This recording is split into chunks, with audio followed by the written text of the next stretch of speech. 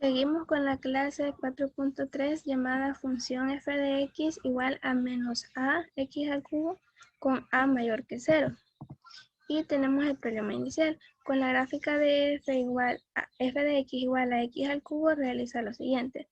El número 1 nos dice, utiliza los valores de f de x para completar la tabla y grafica la función g de x igual a menos x al cubo.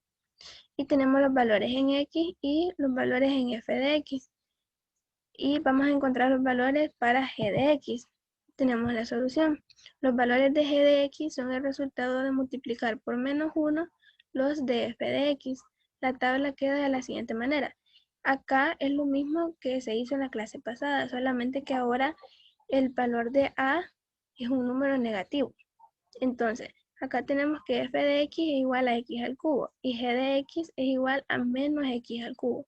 Entonces, g de menos 2, por ejemplo, que sería este valor, es como multiplicar a f de x, que es menos 8, por menos 1, que sería este valor que estaría acá.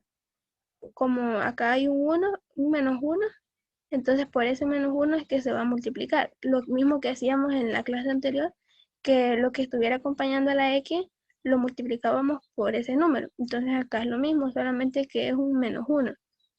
Entonces menos por menos sería más y 8 por 1 sería 8. Entonces la g de x sería igual a 8.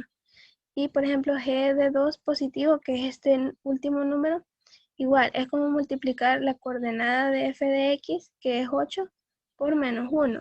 Y más por menos es menos y 8 por 1 es 8. Entonces sería menos 8, que sería este número de acá. Entonces la gráfica de f y g se muestran en la figura de la derecha. Acá observamos de que f de x es la gráfica de color rojo, que es la misma que mirábamos en las clases pasadas. Y g de x es la de color azul. Y el literal 2 nos pide identificar similitudes y diferencias. Observamos acá las similitudes. El dominio y rango de ambas son los reales, igual que anteriormente.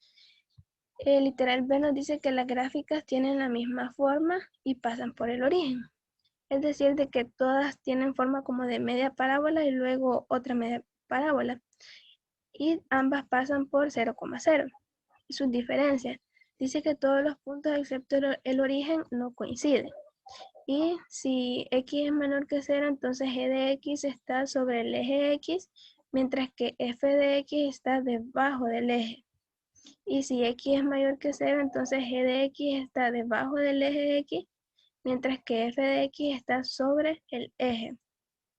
Y en resumen tenemos lo siguiente. Si f de x es igual a x al cubo y a es mayor que 0, entonces la gráfica de la función g de x igual a menos f de x va a ser igual a menos a de x al cubo. Es decir, tener una función cúbica pero negativa. Esto es una reflexión con respecto al eje x de la gráfica de la función f. ¿Qué significa reflexión? Significa, pongamos un ejemplo, que el eje de la x, tomémoslo como que sea un espejo. Entonces, esta parte de la gráfica que estoy señalando acá es como el reflejo de esta otra. Entonces, como que el eje de las x sea un espejo. Entonces, esta parte se refleja con esta parte. Y lo mismo acá, esta parte se refleja con esta otra parte. Entonces, para formar la reflexión, una gráfica puede tener reflexión en el eje de las X, también puede ser en el eje de las Y también puede ser con respecto al origen. Y entonces, en este caso es con respecto al eje de las X. Tiene como dominio y rango el conjunto de los números reales y es decreciente en todo su dominio, la gráfica azul. Porque si nos imaginamos la montaña rusa, acá vendría bajando. Entonces es decreciente en todo su dominio. Su gráfica pasa por el origen y tiene la misma forma que la gráfica de f y resulta de multiplicar por menos 1 todos los valores de f de x, que fue lo que hicimos con anterioridad.